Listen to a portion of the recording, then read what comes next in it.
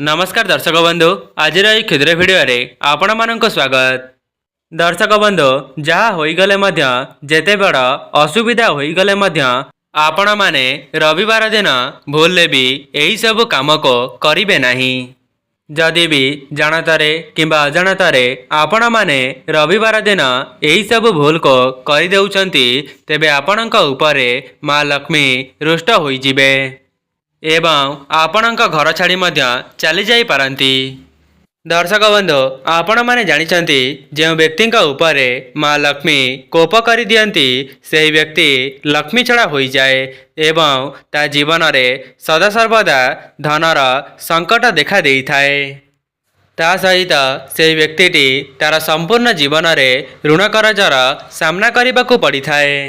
जेमितिकी आमर वास्तुशास्त्र रे मान्यता अछि जे रविवार दिन अनेक गुड़िए शुभ संजोगर संगठन होई थाए। सेथिपाई आपण माने रविवार दिन किछिटा कार्य को करिबा पई वंचित होई परिबे।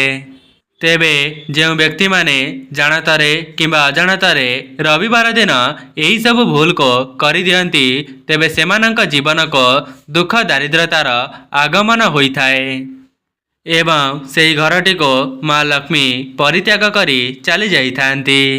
आमर सनातन धर्म रे रविवार दिनटी को श्री रविनारायण एवं माँ लक्ष्मी का उद्देश्य रे समर्पित करा जाइछि एवं किछिटा नियम को पालन करी व्रत उपवास मध्य रखा जाइथाए। शास्त्र रे मान्यता अछि जे जो व्यक्ति माने एही 9टी काम को करि देई थांती सेमानंकर जीवनटी नरक रे परिणत होई जाए एवं सेमाने तांका जीवन रे जेते चेष्टा करिले मध्य सेमानंक जीवन रे केबे हेले भी उन्नति होई पारि न थाए जहाद्वारा सेमानंक उपरे ऋण करजर भार बढ़ी जाए एवं सेमाने जहाँ भी रोजगार करिले मध्य सेमानंक पाखरे रही न थाए। दर्शक बंधु यही वीडियोटी को खास करी विवाहित महिला माने निश्चय देखंतो कहीं ना आमर सनातन धर्म रे महिला मानंको माँ लक्ष्मींकर स्वरूप बोली माना जाई थाए। दर्शक बंधु से ही सब भूल को जानिबा पई वीडियोटी को स्किप न करी शेष पर्यंत निश्चय देखंतो। जदि आपण माने वीडियोटी को अधारू छाड़ी देउछंती तेबे आपणक जानतारे किंबा अजाणतारे से ही सब भूल को करि देबे जहा द्वारा आपणक परिवार रही अवनति हेबा। आज्ञा हाँ दर्शक बंधु आपण माने रविवार दिन यही सब भूल को न करिले आपणकर जीवन सुखमय हेबा सहित आपणक परिवारटी भलरे चलिबे। ता सहित माँ लक्ष्मींकर स्थिरवास मध्य आपणक घरे सदा सर्वदा रहिबा।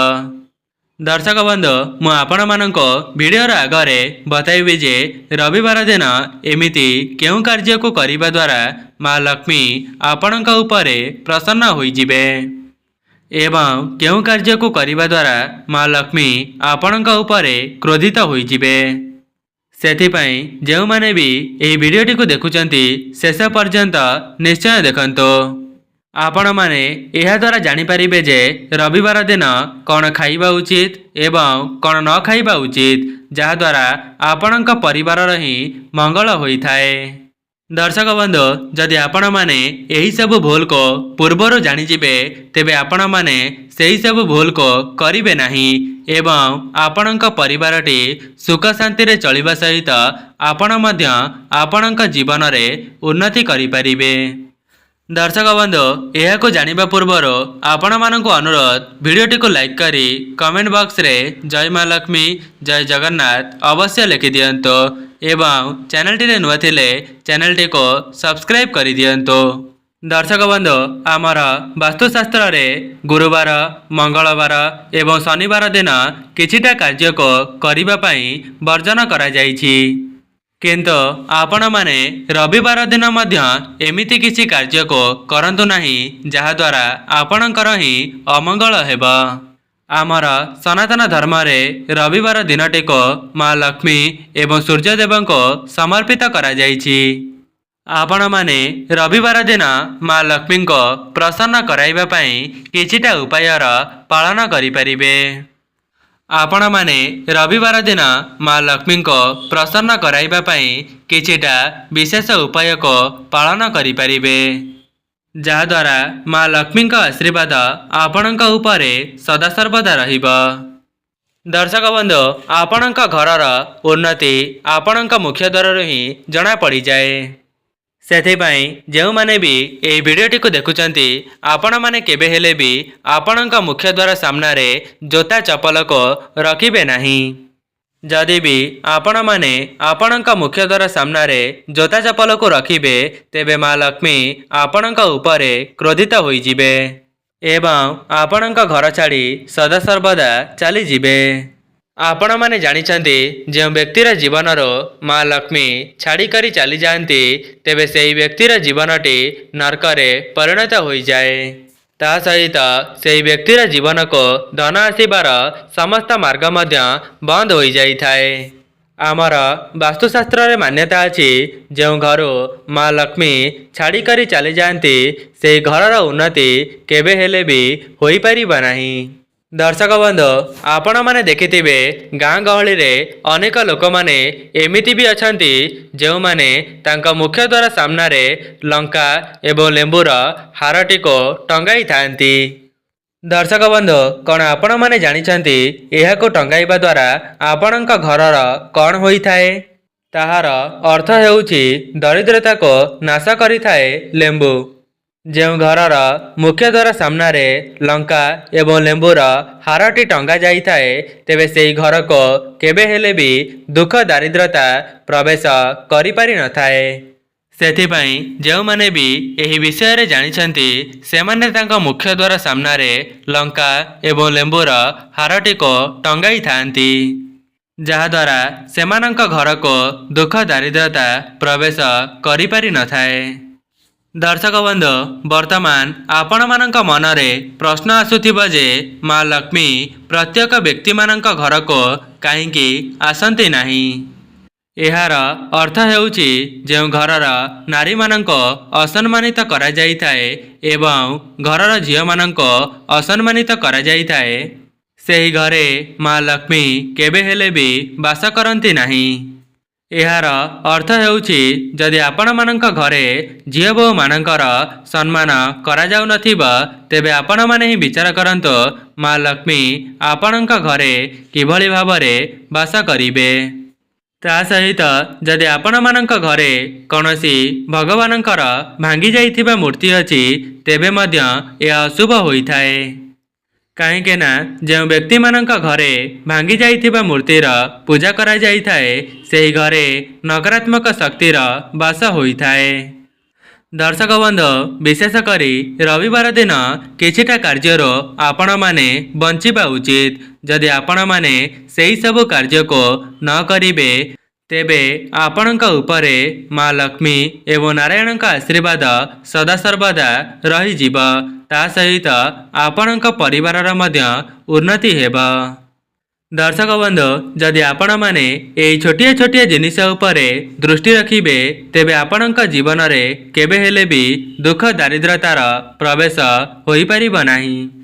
ଦର୍ଶକ ବନ୍ଧୁ, ଏବେ ଆସନ୍ତୁ ଜାଣିବା, ରବିବାର ଦିନ କେଉଁ 9ଟି କାର୍ଯ୍ୟକୁ କରିବା ଦ୍ୱାରା ଆମ ଘରକୁ ଦୁଃଖ ଦାରିଦ୍ରତାର ପ୍ରବେଶ ହୋଇଥାଏ। ଯଦି ଆପଣମାନେ ପୂର୍ବରୁ ଏହିସବୁକୁ ଜାଣିଯିବେ, ତେବେ ରବିବାର ଦିନଠାରୁ ଏହିସବୁ କାର୍ଯ୍ୟକୁ କରିବା ବନ୍ଦ କରିଦିଅନ୍ତୁ। ଦର୍ଶକ ବନ୍ଧୁ, ପ୍ରଥମ ଭୁଲଟି ହେଉଛି, ଆପଣମାନେ ରବିବାର ଦିନ କିଛିଟା ଜିନିଷକୁ ଦାନ କରିବେ ନାହିଁ। କାହିଁକି ନା ଶାସ୍ତ୍ରରେ ମାନ୍ୟତା ଅଛି, ରବିବାର ଦିନ ଏହିସବୁ ଜିନିଷକୁ ଦାନ କରିବା ଦ୍ୱାରା ଆପଣଙ୍କର ଅମଙ୍ଗଳ ହୋଇଥାଏ। ଯେମିତିକି ଚିନି ଏବଂ ରୂପାକୁ ଦାନ କରିବା ଠାରୁ ନିଜକୁ ଦୂରେଇ ରଖନ୍ତୁ।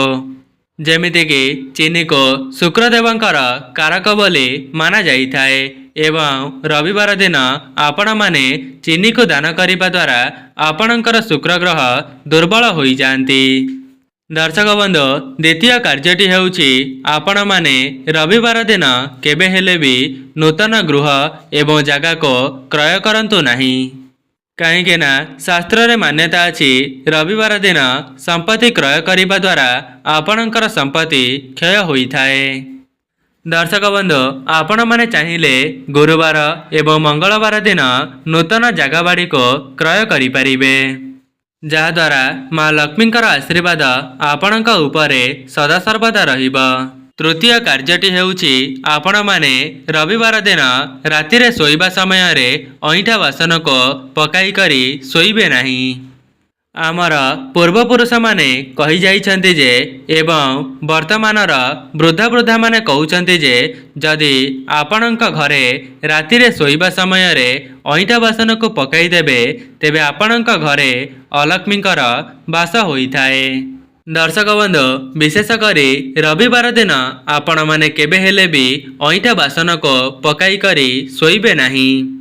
जदि भी आपण माने एपरी भूल करि दियंती तेबे माँ लक्ष्मी आपणक घर छाड़ी चली जिबा सहित आपणक घरे अलक्ष्मींकर बास होइथाए। सेथिपाई आपण माने रविवार दिन संध्या समयरु ही अईठा बासन को धोई करी रखिदेबे। चतुर्थ कार्यटी हेउछि आपण माने आपणक घरे केबे हेले भी अलिया आवर्जना को रखंतु नाही। कहीं ना जो घरटी परिष्कार परिच्छन्न रही थाए माँ लक्ष्मींकर आगमन से घर को होता है।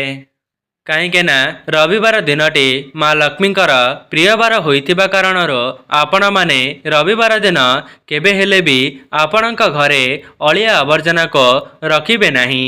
दर्शक बंधु आपण माने हुए तो जानी नाहंती जो घरर परिवेशटी सफासुतरा रही थाए सेही घरे माँ लक्ष्मींकर स्थिरवास हेबा सहित सेही परिवारटी सुख शांति रे निज जीवनटी को अतिबाहित करिथांती।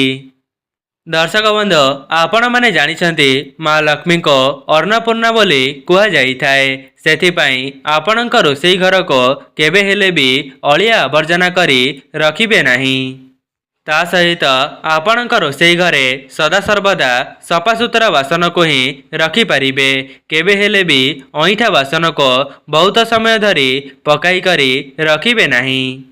विशेष करी रविवार दिन आपण माने आपणक रोषेई घरे अईठा बासन को पकाई करी रखिबे नाही।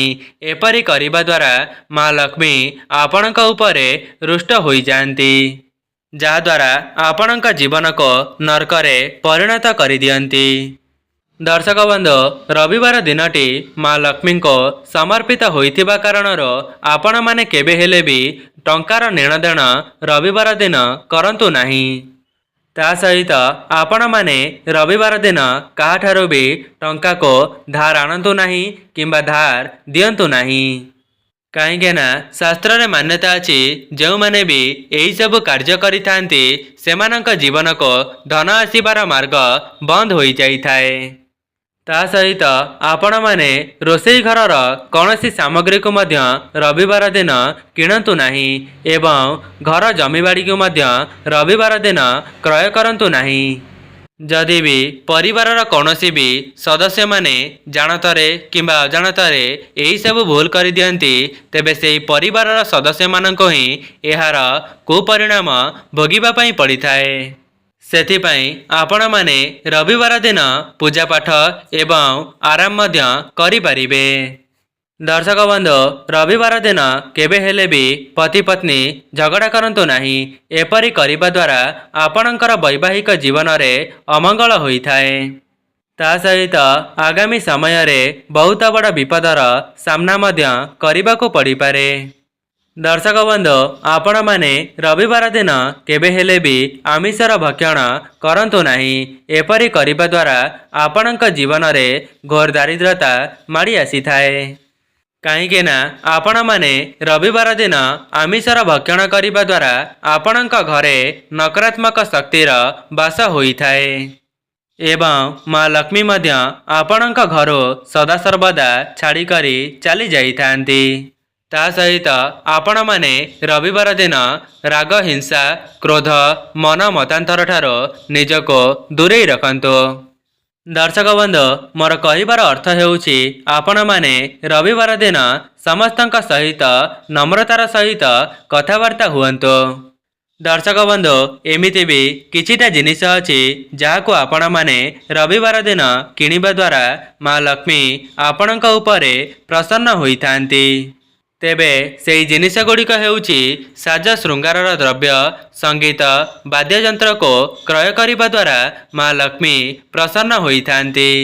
ଦର୍ଶକ ବନ୍ଧୁ, ଏବେ ଆସନ୍ତୁ ଜାଣିବା ମା ଲକ୍ଷ୍ମୀଙ୍କୁ ପ୍ରସନ୍ନ କରାଇବାର କିଛିଟା ଗୁରୁତ୍ୱପୂର୍ଣ୍ଣ ଉପାୟ ବିଷୟରେ। ଯଦି ଆପଣମାନେ ଏହିସବୁ ଉପାୟକୁ କରିନିଅନ୍ତି ତେବେ ଆପଣଙ୍କ ଉପରେ ମା ଲକ୍ଷ୍ମୀଙ୍କର ଆଶୀର୍ବାଦ ରହିବା ସହିତ ଆପଣଙ୍କ ପରିବାରର ମଧ୍ୟ ଉନ୍ନତି ହୋଇଥାଏ। ଦର୍ଶକ ବନ୍ଧୁ, ପ୍ରଥମ ଉପାୟଟି ହେଉଛି ଆପଣମାନଙ୍କୁ ରବିବାର ଦିନ ମା ଲକ୍ଷ୍ମୀଙ୍କର ଗୋଟିଏ ଫଟୋକୁ ଆଣିବାର ଅଛି ଏବଂ ସେହି ଫଟୋଟିକୁ ଆଣିବା ସମୟରେ ଗୋଟିଏ କଥାର ଧ୍ୟାନ ରଖିବେ, ଯେପରି ସେହି ଫଟୋଟିରେ ମା ଲକ୍ଷ୍ମୀ ପଦ୍ମଫୁଲ ଉପରେ ବସି ରହିଥିବେ ଏବଂ ଆପଣମାନେ ସେହି ଫଟୋଟିକୁ ଆଣିସାରିବା ପରେ ସଠିକ୍ ବିଧିବିଧାନ ଦ୍ୱାରା ଫଟୋଟିର ପୂଜାର୍ଚ୍ଚନା କରିବେ। ଆପଣମାନେ ମା ଲକ୍ଷ୍ମୀଙ୍କର ବିଶେଷ ଭାବରେ ପୂଜାର୍ଚ୍ଚନା କରିସାରିବା ପରେ ମା ଲକ୍ଷ୍ମୀଙ୍କ ନିକଟରେ ଗୋଟିଏ ଘିଅର ଦୀପକୁ ପ୍ରଜ୍ୱଳନ କରିବେ ଏବଂ ସେହି ଦୀପରେ ଅଳେଇଚ ଏବଂ ତେଜପତ୍ରକୁ ପକାଇ ଜଳାଇ ଦେବେ ଏବଂ ଏହାପରେ ଆପଣଙ୍କ ମନରେ ଯାହା ବି କିଛି ଅଧା ଅଧୁରା ମନସ୍କାମନା ରହିଅଛି ସେସବୁକୁ ମଧ୍ୟ ଜଣାଇ ଦେବେ। ଏହାପରେ ଆପଣମାନେ ମା ଲକ୍ଷ୍ମୀଙ୍କ ନିକଟରେ କିଛିଟା ପ୍ରସାଦକୁ ଲଗାଇ ଦେବେ। ଦର୍ଶକ ବନ୍ଧୁ, ମୁଁ ଆପଣମାନଙ୍କ ଆଗରେ ଯେଉଁ ସବୁ ଉପାୟକୁ କହି ରଖିଲି ତାହା ଅତ୍ୟନ୍ତ ସରଳ ଏବଂ ସହଜ ଅଟେ, ଯାହାକୁ କରିନେବା ଦ୍ୱାରା ମା ଲକ୍ଷ୍ମୀ ଆପଣଙ୍କ ଉପରେ ପ୍ରସନ୍ନ ହୋଇଯିବେ। ଦର୍ଶକ ବନ୍ଧୁ, ଏବେ ଆସନ୍ତୁ ଜାଣିବା ଦ୍ୱିତୀୟ ଉପାୟ ବିଷୟରେ।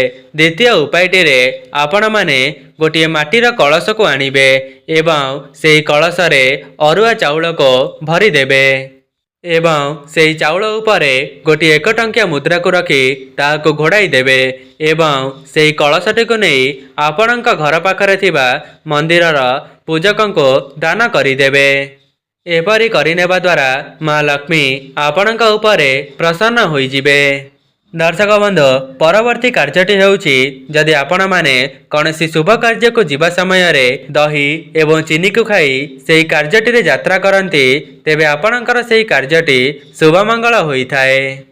ଦର୍ଶକ ବନ୍ଧୁ, ଯଦି ଆପଣମାନେ ନିଜ ଘରକୁ ଧନର ଆଗମନ କରାଇବା ପାଇଁ ଚାହୁଁଛନ୍ତି ତେବେ ରବିବାର ଦିନ ନିଜର ସ୍ନାନ ଆଦି କାର୍ଯ୍ୟ ସମାପନ କରିବା ପରେ ନିଜ ମୁଖ୍ୟ ଦ୍ୱାରର ଦୁଇ ପାର୍ଶ୍ୱରେ ସ୍ୱସ୍ତିକକୁ ଅଙ୍କନ କରିବେ।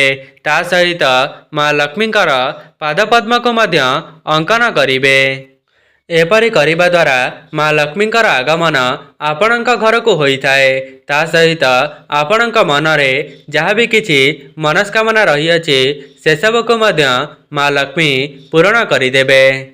ଦର୍ଶକ ବନ୍ଧୁ, ଏହି ଉପାୟର ଏତେ ମାତ୍ରାରେ ଚମତ୍କାରୀ ଶକ୍ତି ରହିଛି ଯେ ଥରେ ମାତ୍ର ଏହି ଉପାୟଟିକୁ ଯେଉଁ ବି ବ୍ୟକ୍ତି ତା ଜୀବନରେ କରିନେଇଛି ତା ଜୀବନରେ ମା ଲକ୍ଷ୍ମୀଙ୍କ ସହିତ ଶ୍ରୀ ନାରାୟଣଙ୍କର ଆଶୀର୍ବାଦକୁ ମଧ୍ୟ ପ୍ରାପ୍ତ କରିପାରିଛି।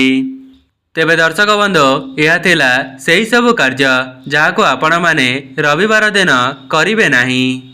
ଯଦି ଆପଣମାନଙ୍କୁ ଭିଡ଼ିଓଟି ଭଲ ଲାଗିଥାଏ ଭିଡ଼ିଓଟିକୁ ଲାଇକ୍ କରି କମେଣ୍ଟ ବକ୍ସରେ ଜୟ ମା ଲକ୍ଷ୍ମୀ, ଜୟ ଜଗନ୍ନାଥ ଅବଶ୍ୟ ଲେଖିଦିଅନ୍ତୁ ଏବଂ ଚ୍ୟାନେଲଟିରେ ନୂଆ ଥିଲେ ଚ୍ୟାନେଲଟିକୁ ସବସ୍କ୍ରାଇବ୍ କରିଦିଅନ୍ତୁ। ଆଜି ପାଇଁ ରହୁଛି, ନମସ୍କାର।